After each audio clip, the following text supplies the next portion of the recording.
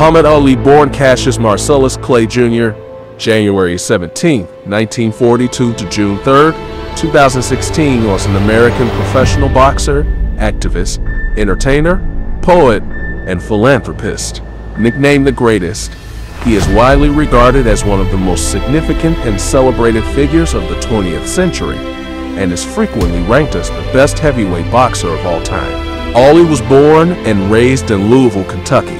He began training as an amateur boxer at age 12. At 18, he won a gold medal in the light heavyweight division at the 1960 Summer Olympics and turned professional later that year. He became a Muslim after 1961. He won the World Heavyweight Championship from Sonny Liston in a major upset on February 25, 1964, at age 22. On March 6, 1964, he announced that he no longer would be known as Cassius Clay, but as Muhammad Ali. In 1966, Ali refused to be drafted into the military, citing his religious beliefs and ethical opposition to the Vietnam War. He was found guilty of draft evasion, so he faced 5 years in prison and was stripped of his boxing titles. He stayed out of prison as he appealed the decision to the Supreme Court, which overturned his conviction in 1971. But he had not fought for nearly 4 years and lost a period of peak performance as an athlete. Ali's actions as a conscientious objector to the Vietnam War made him an icon for the larger counterculture generation, and he was a very high-profile figure of racial pride for African Americans during the Civil Rights Movement and throughout his career. As a Muslim, Ali was initially affiliated with Elijah Muhammad's Nation of Islam Noe. He later disavowed the Noe, adhering to Sunni Islam and supporting racial integration like his former mentor Malcolm X. He was involved in several historic boxing matches and feuds, most notably his fights with Joe Frazier, including the fight of the century, the biggest boxing event up until then, the Thrilla in Manila, and his fight with George Foreman, known as the Rumble in the Jungle, which was watched by a record-estimated television audience of 1 billion viewers worldwide, becoming the world's most watched live television broadcast at the time. Ali thrived in the spotlight at a time when many fighters let their managers do the talking, and he was often provocative and outlandish. He was known for trash talking and often freestyled with rhyme schemes and spoken word poetry, anticipating elements of hip-hop. He has been ranked the greatest heavyweight boxer of all time, and as the greatest sportsman of the 20th century by Sports Illustrated and the Sports Personality of the Century by the BBC. Outside the ring, Ali attained success as a spoken word artist, where he received 2 Grammy nominations. He also featured as an actor and writer, releasing 2 autobiographies. Ali retired from boxing in 1981 and focused on religion, philanthropy, and activism. In 1984, he made public his diagnosis of Parkinson's syndrome, with some reports attributed to boxing-related injuries, though he and his specialist physicians disputed this.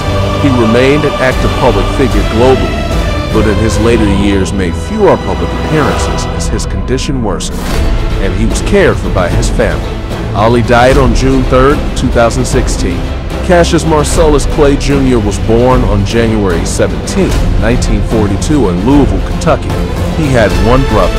He was named after his father, Cassius Marcellus Clay Sr., who had a sister and 4 brothers, and who himself was named in honor of the 19th century Republican politician and staunch abolitionist Cassius Marcellus Clay, also from the state of Kentucky. Clay's father's paternal grandparents were John Clay and Sally Clay. Clay's sister, he claimed that Sally was a native of Madagascar. He was a descendant of slaves of the antebellum South and was predominantly of African descent, with some Irish and English family heritage. Ali's maternal great-grandfather, a Grady, immigrated from Ennis, Company Clare, Ireland.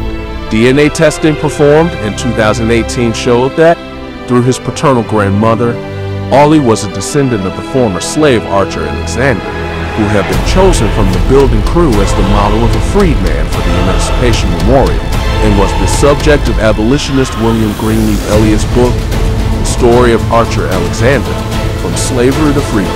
Like Ali, Alexander fought for his freedom. His father was a sign and billboard painter, and his mother, Odessa O'Grady Clay, 1917 to 1994, was a domestic helper. Although Cassius Sr. was a Methodist, he allowed Odessa to bring up both Cassius Jr. and his younger brother, Rudolph Rudy Clay, later renamed Rahman Ali, as Baptists. Cassius Jr. attended Central High School in Louisville. He was dyslexic, which led to difficulties in reading and writing at school and for much of his life. Ali grew up amid racial segregation. His mother recalled one occasion when he was denied a drink of water at a store. They wouldn't give him one because of his color. That really affected him. He was also strongly affected by the 1955 murder of Emmett Till, which led to young Clay and a friend taking out their frustration by vandalizing a local rail yard. His daughter Hannah later wrote that Ali once told her, "Nothing will ever shake me up more than the story of Emmett Till." Ali was first directed toward boxing by Louisville police officer and boxing coach Joey Martin, who encountered the 12-year-old fuming over a thief having taken his bicycle. He told the officer he was going to whoop the thief. The officer told Clay he had better learn how to box first. Initially, Clay did not take up Martin's offer, but after seeing amateur boxers on the local television boxing program called Tomorrow's Champions, Clay was interested in the prospect of fighting.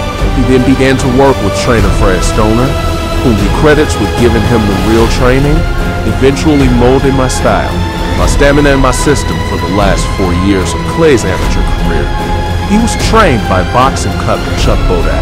Clay made his amateur boxing debut in 1954 against local amateur boxer Ronnie O'Keefe. He won by split decision.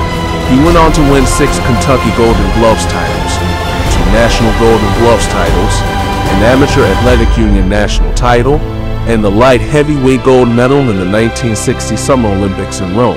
Clay's amateur record was 100 wins with 5 losses. Ali said in his 1975 autobiography that shortly after his return from the Rome Olympics, he threw his gold medal into the Ohio River after he and a friend were refused service at a whites-only restaurant and fought with a white gang. The story was later disputed, and several of Ali's friends, including Bundany Brown and photographer Howard Bingham, denied it. Brown told Sports Illustrated writer Mark Cram, "Honky sure bought into that one." Thomas Hauser's biography of Ali stated that Ali was refused service at the diner, but that he lost his medal a year after he won it. Ali received a replacement medal at a basketball intermission during the 1996 Olympics in Atlanta, where he lit the torch to start the games.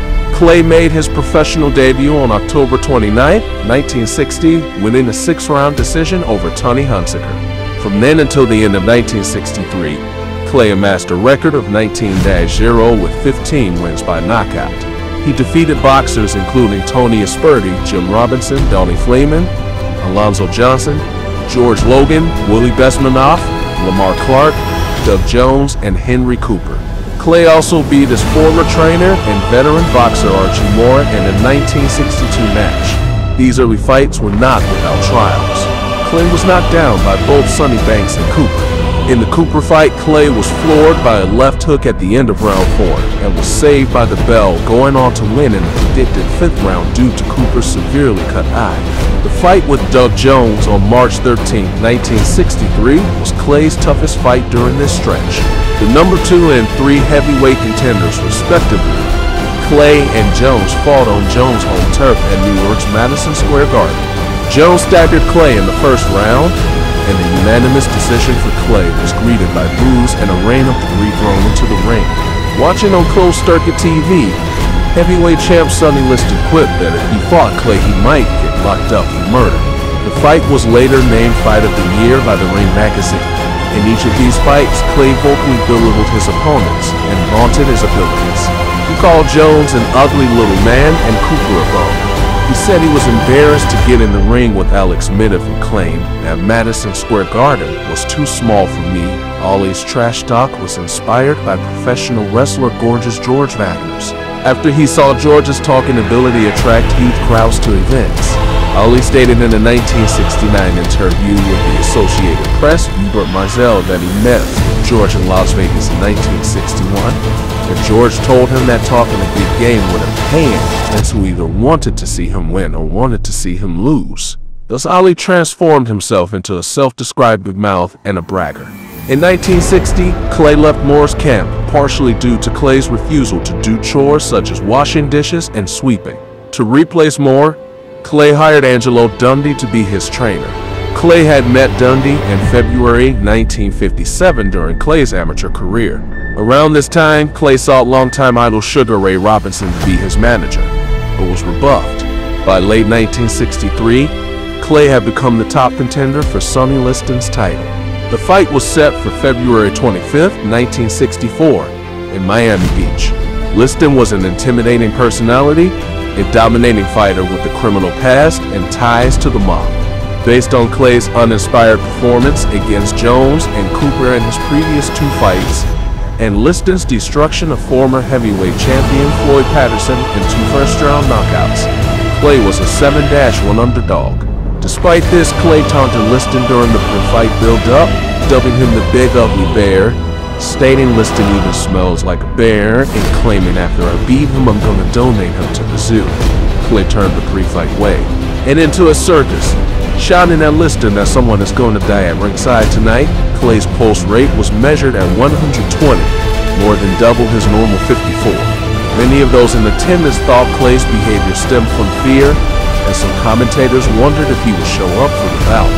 The outcome of the fight was a major upset. At the opening bell, Liston rushed at Clay, seemingly angry and looking for a quick knockout.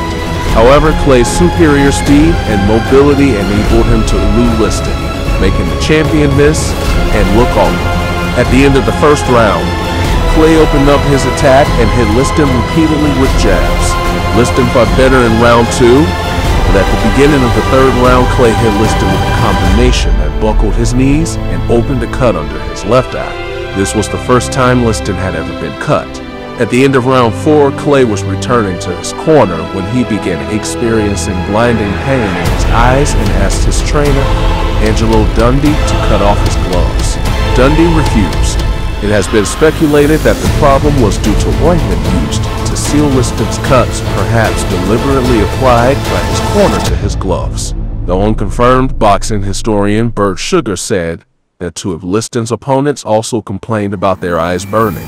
Despite Liston's attempts to knock out a blinded Clay, Clay was able to survive the fifth round until sweat and tears rinsed the irritation from his eyes. In the sixth, Clay dominated, hitting Liston repeatedly. Liston did not answer the bell for the seventh round, and Clay was declared the winner by TKO. Liston stated that the reason he quit was an injured shoulder. Following the win, a triumphant Clay rushed to the edge of the ring and, pointing to the ringside press, shouted, "Eat your words." He added, "I am the greatest. I shook up the world. I'm the prettiest thing that ever lived." At ringside post-fight, Clay appeared unconvinced that the fight was stopped due to a Liston shoulder injury, saying that the only injury Liston had was an open eye, a big cut eye, when told by Joe Louis that the injury was a left arm thrown out of his socket. Clay quipped, "Yeah, swinging at nothing, who wouldn't have been winning this fight at the age of 22. Clay became the youngest boxer to take the title from a reigning heavyweight champion. However, Floyd Patterson remained the youngest to win the heavyweight championship, doing so at the age of 21 during an elimination bout following Rocky Marciano's retirement. Mike Tyson broke both records in 1986 when he defeated Trevor Berbick to win the heavyweight title at age 20.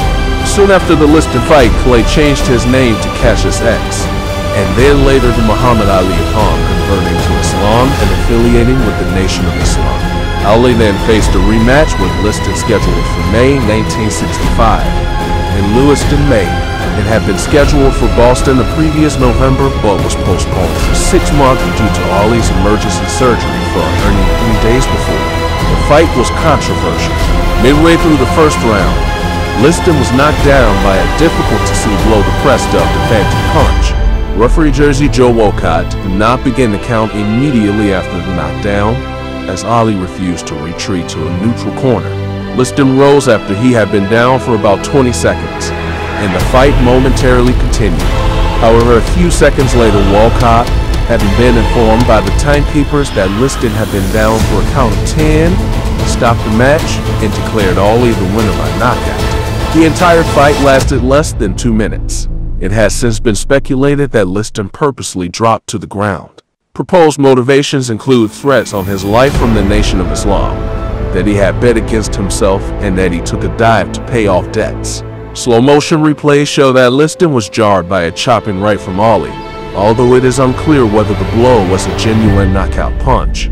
Ali defended his title against former heavyweight champion Floyd Patterson on November 22, 1965. Before the match, Ali mocked Patterson, who was widely known to call him by his former name Cassius Clay, as an Uncle Tom, calling him the Rabbit.